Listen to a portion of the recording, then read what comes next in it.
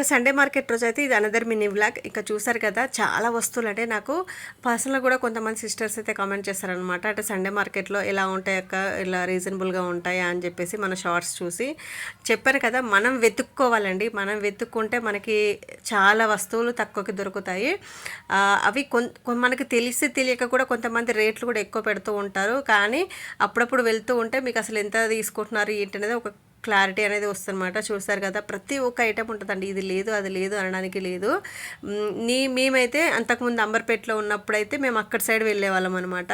Charminar side ఒకటి ఉంటుంది, అది జుమెరత్ బజార్, అక్కడికి వెళ్ళే వాళ్ళము అటు సైడ్ ఉన్నప్పుడు. మేము ఇప్పుడు ఇక్కడ సైడ్ ఉంటున్నాం కాబట్టి ఇక్కడికి మనకి ఇదే దగ్గర కాబట్టి ఇక సండే మార్కెట్కి వెళ్తున్నాం అనమాట. అంతకుముందు అయితే గురువారం రోజు అక్కడికి వెళ్ళే వాళ్ళము.